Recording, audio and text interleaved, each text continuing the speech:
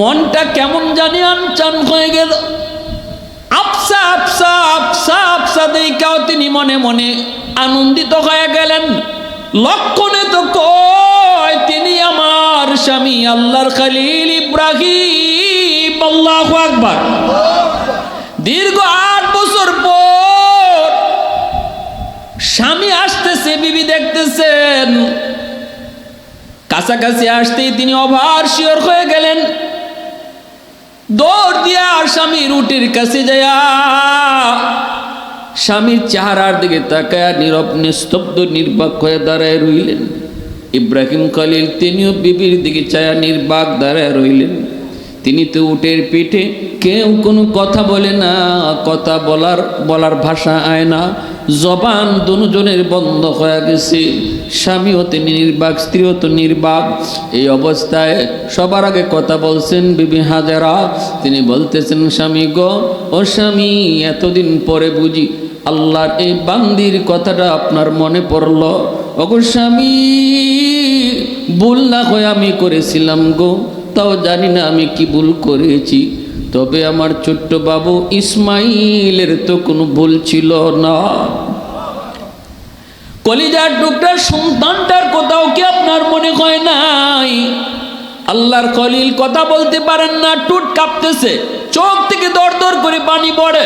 আসমানের দিকে ইশারা দিয়া কই, বিবি,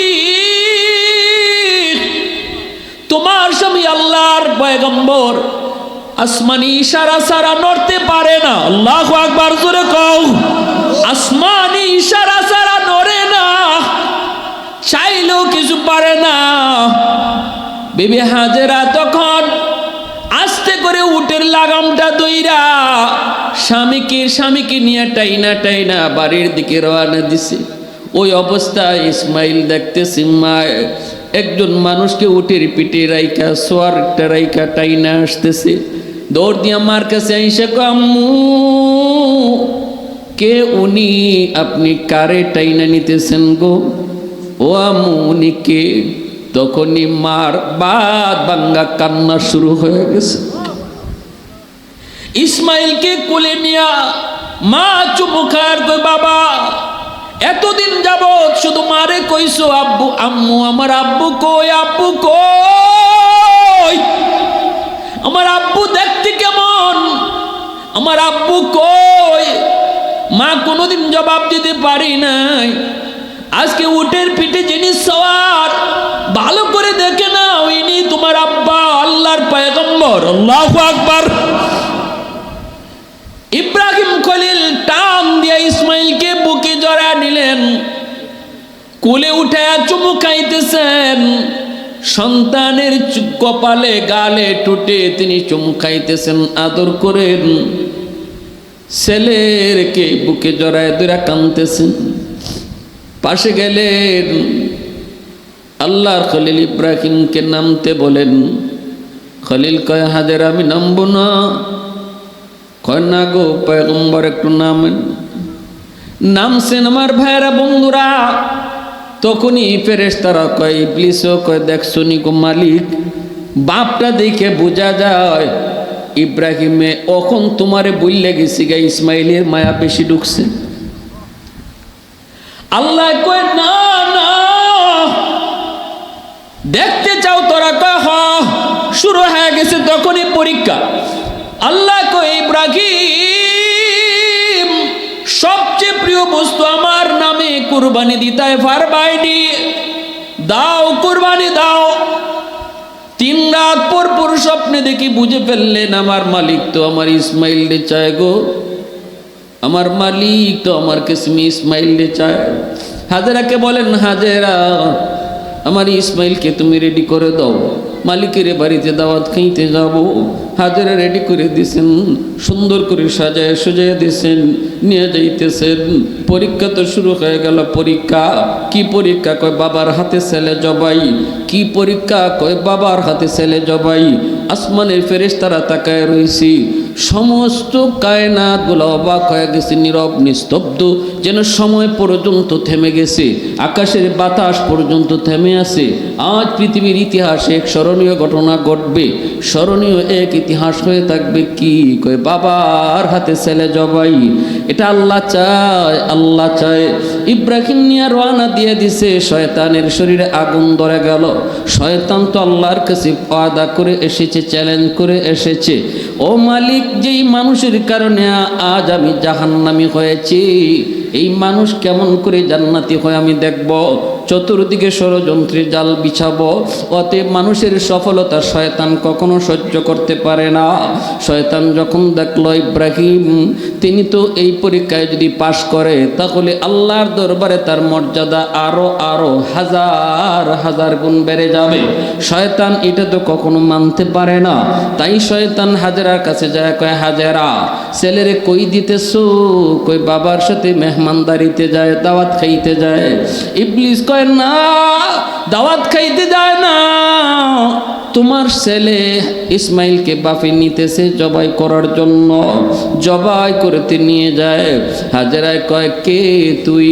কোনোদিন কোনো বাবা সন্তান জবাই করে না গো, ছেলে কোনোদিন বাবা জবাই করতে পারে না। ইবলিসে কয়, বিশ্বাস করো আমি যা কইতেছি ঠিক কইতেছি। হাজেরায় কয়, বিশ্বাস করি না, বাবা কোনোদিন ছেলে জবাই করে না।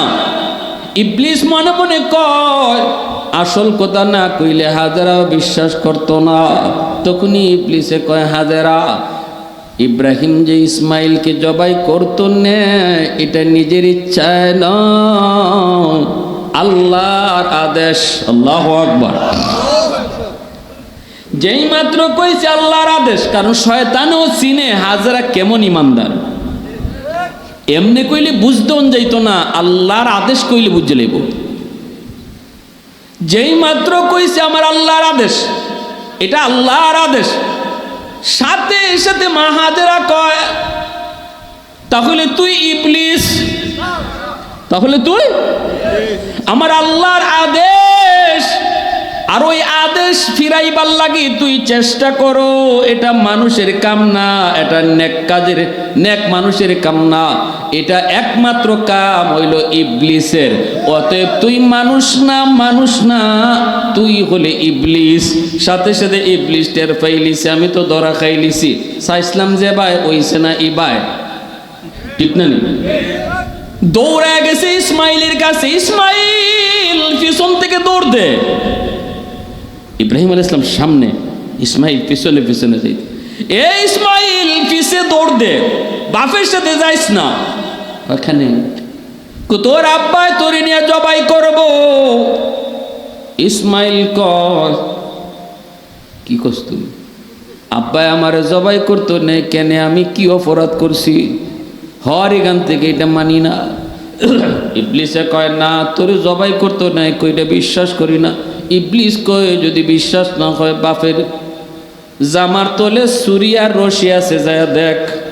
দাওয়াত খাইতে কেউ কোনোদিন ছুরি লয় না, রশি লয় না, ছুরি আর রশি আছে, দেখ। এমনি ইসমাইলে ডাক দেখ, আব্বা। ইব্রাহিম আলাইহিস সালাম কয়, বাজান কি হয়েছে? কয়, আব্বা আমারে কানে কানে কেডায় জানি কয় তুমি আমারে জবাই করতে নিতেছ। ইব্রাহিম খলিল বুঝে গেছে ইবলিস আইছে দুকা দেওয়ার লাগি। আল্লাহর খলিল কয়, আব্বা জান রে, পাথর মার, এটা ইবলিস। কি তামারো? 7টা ছোট ছোট পাথর নিয়ে পাথর মারলেন। একটু দূরে আসতে ইবলিসে পথ ছাড়ে না, ইবলিসের গায়ে তো আগুন লেগে যাইতেছে। হইতেছে কি, হইতেছে কি, হইতেছে কি?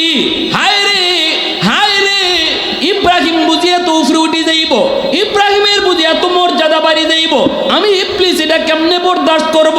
একটু দূরে যায় আবার কই, ইসমাইল এখনো সময় আছে, দৌড় দে, এখনো সময় আছে, তুই দৌড় দে, সামনে গেলেই তোরে জবাই করে ফেলবো। ইসমাইল কে আব্বা আবারও এক কথা কয়। ইব্রাহিম খলিল কয়, আবারও পাথর মারো। আবারও তিনি পাথর মারলেন। একটু দূরে যাওয়ার পর আবারও ওয়াসওয়াসা দেয়। ইব্রাহিম খলিল কয়, আবারও পাথর মারো। 3 জায়গায় পাথর মারলেন। আল্লাহ পাক কয়, ও দুনিয়ার মানুষ, আমার ইসমাইলের পাথর মারা এত পছন্দ হয়েছে, আমি আল্লাহর কাছে এত ভালো লাগছে বলছে তোমরা যারা হাজি হজ করতে আইবা আমার ইসমাইলের পাথর মারার স্মৃতি চারণ করে তোমরা যদি পাথর না মারো, ইবলিসকে যদি মিনার ময়দানে পাথর না মারো, আমি আল্লাহ তোমাদের হজ কবুল করব না। জোরে কোন সুবহানাল্লাহ, আরো জোরে কোন সুবহানাল্লাহ। এ আল্লাহর গোলাম ভালো করে আদ্রাই কালা কুল্লা ইয়াউমিন ওয়াল আরদা ইস্তাজিলু রাব্বাহু ওয়াল মালাইকাতু ইস্তাজিলু রাব্বাহু ওয়াল বাহরা ইস্তাজিলু রাব্বাহু। আল্লাহ পাক রব্বুল আলামিন কয় হাদিসে কুদসি, জানুনি দুনিয়ার মানুষ, এই জমিনের ভিতরে যত মানুষ আছে এরা যখন গুনাহ করে জমিন আমার কাছে আবদার করে, জমিন কয় আল্লাহ অনুমতি দিবাইনি, এই মানুষগুলাকে আমি জমিন গিলে ফেলবো, নাফরমানগুলাকে আমি জমিন গিলে ফেলবো। নফসের খায়ের সাথে পইরা সে নামাজ পড়ে না, নফসের খায়ের সাথে পইরা সে জিনা করে, গাঞ্জা খায়, মদ খায়, ও আল্লাহ অনুমতি দিবাইনি, নাফরমানকে আমি জমিন গিলে ফেলবো। আবতালিউ ইবনা আদম ফি করি। আল্লাহ পাক রব্বুল আলামিন কয় উসকুত, এই জমিন তুই থাম, আমি আল্লাহ দেখতেছি এই জমিনের ভিতরে কত গুনাহ হয়। আল্লাহ কয় শুধু জমিন নয়, জমিন নয়, সাগর মহাসাগরগুলো আমি আল্লাহর কাছে আবদার করি। প্রতি বৎসর কত যুবক কত যুবতী কক্সবাজার যায়, সমুদ্র সৈকতের পারে গিয়ে গুনাহ করে, এই গুনার দৃশ্যটা সাগরের পানি তাকায়া তাকায়া দেখে রে যুবক, পানিটা দেখে আর আল্লাহর কাছে আবদার করে মালিক নাফরমান কেমনে গুনাহ করে দেখো, আমি পানি দেখতেছি সহ্য হয় না, আল্লাহ তুমি অনুমতি দিবাইনি, আমি পানি যায় এই নাফরমান গুলারে ডুবায় দিব, অনুমতি দিবাইনি, এই জমিনটারে ওরা নাপাক বানায় ফেলছে, আমি পানি যায় পাক বানায় দিব।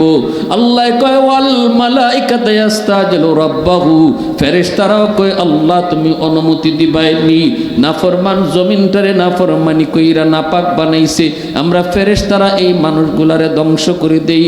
আল্লাহ পাক রব্বুল আলামিন ওই জমিনেও ধমক দেয়, সাগর মহাসাগরকে আল্লাহ ধমক দেয়, ফেরেশতাদেরকে আল্লাহ ধমক দেয়। আল্লাহ পাক রব্বুল আলামিন কয় এরে জমিন আমি আল্লাহ দেখতেছি এই জমিনের ভিতরে কত গুনাহ হয়, কত অত্যাচার হয়, কত জুলুম হয়, কত নাফরমানি হয়, এরপরও আমি কেন ধরি না জানুনি?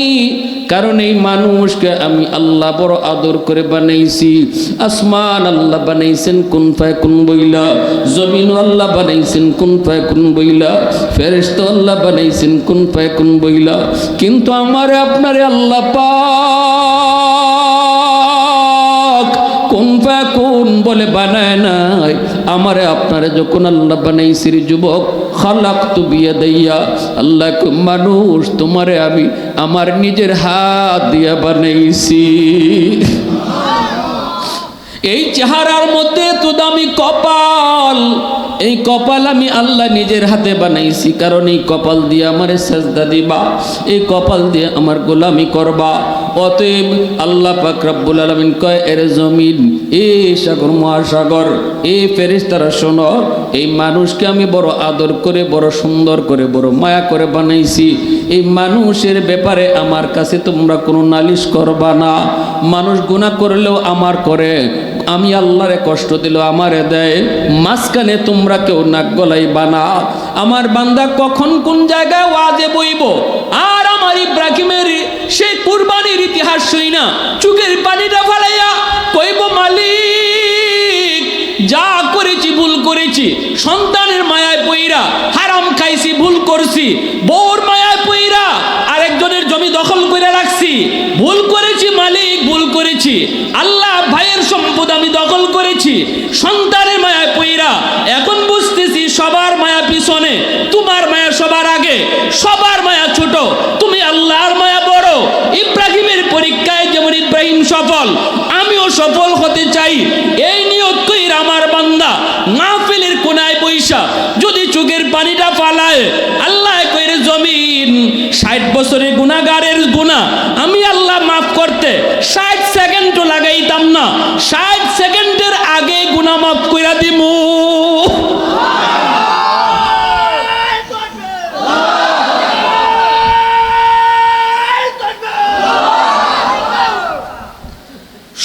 বছর 80 বছর লাগে আমার বান্দা গুনাহ করছে, তার গুনাহ মাফ করতে আমি আল্লাহ 80 মিনিট লাগাইতাম না, 80 সেকেন্ডে তার গুনাহ মাফ করে দিলাইমু। আর একটু জোরে কও না সুবহানাল্লাহ। এজন্য আমার ভাইরা বন্ধুরা শুনো, আল্লাহর খলিল ইব্রাহিম ওই মিনার সেই পাহাড়ের উপরে নিয়ে উঠলেন। কেন ঘটনাটা শুনাইতেছি, আল্লাহর বান্দা একটু দিলটারে নরম করো।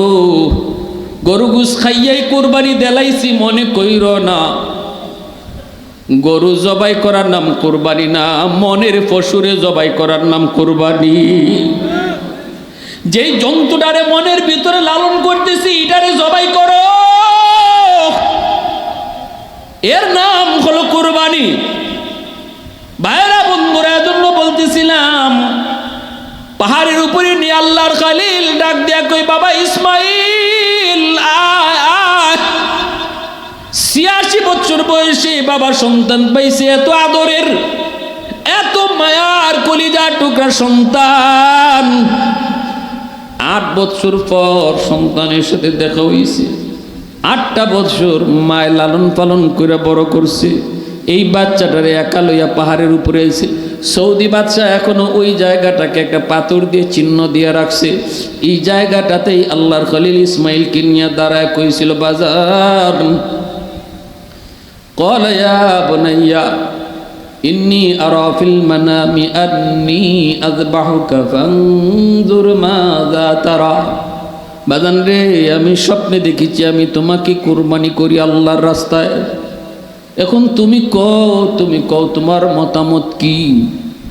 যেমন বাপ তেমন সন্তান। সন্তান ডাক দেয় কয়, قال يا أبت افعل ما تؤمر সাতাজিদুনি ইনশাআল্লাহু মিনাস সাবিরিন। সন্তান কয়, বাবা আপনি আল্লাহর পক্ষ থেকে যা আদেশ পাইছেন তাড়াতাড়ি এটা পূরণ করেন। আমি ইসমাইলকে আপনি ধৈর্যশীলদের ভিতরে পাবেন, আমি অধৈর্য হব না। তবে এতটুকু বলি গো আব্বা, আমাকে যখন আপনি শোয়াইবেন, আমারে যখন শোয়াইবেন তখন আপনি আমারে উপর করে রাখেন, কারণ আমার মুখটা যদি আপনার চোখে পড়ে তাহলে মায়া লাগতে পারে, ছুরি চালাইতে আপনার কষ্ট হবে। আমারে উপর করে শোয়াই আপনি ছুরিটা চালাই দিয়ে। এ বাজান একটু খেয়াল করো, কি জাত পরীক্ষা আল্লাহ নিতেছে।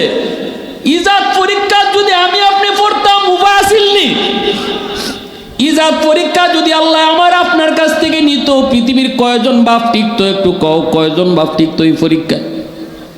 আল্লাহ পাক রব্বুল আলামিন কি জাত পরীক্ষা নিতেছে। তামাম দুনিয়ার কায়নাত যেন থেমে গেছে, বাতাস পর্যন্ত যেন আটকে গেছে, সূর্য যেন তাকায় আছে, ফেরেশতারা যার যার কাম বাদ দিয়ে যেন ছায়া রইছে। আল্লাহু আকবার। সমস্ত কায়নাত দেখতেছে কি হইতেছে। ইব্রাহিম কয়, বাজান কি কও? ইসমাইল কয়, আব্বা আমাকে আপনি শোয়াইবেন, শোয়ানোর পর আমার চেহারাটা উপর করে রাখবেন গো। চেহারা যদি আপনার দিকে তাকানো তাকে মায়া লাগবে, ছুরি চালাইতে কষ্ট হবে। দ্বিতীয় নম্বর, আমার হাত পা গুলা রশি দিয়া বেঁধে ফেলেন, কারণ আমার গলা কাটার সময় হয়তো আমার হাত পা নড়াচড়া করতে পারি, সাটাসাটি করতে পারি। যদি হাত পা নড়াচড়া করতে গিয়ে আপনার গায়ে লাগে তাহলে বেয়াদবি হবে। আপনি আমার আল্লাহর পয়গম্বর, আপনি শুধু বাবা না, আপনি আল্লাহর পয়গম্বর। 3 নাম্বার হলো আমার রক্ত মাখা জামা।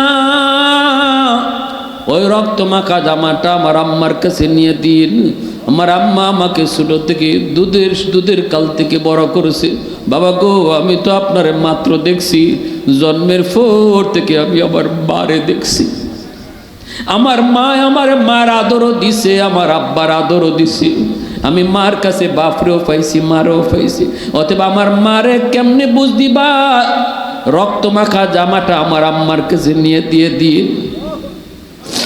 ইব্রাহিম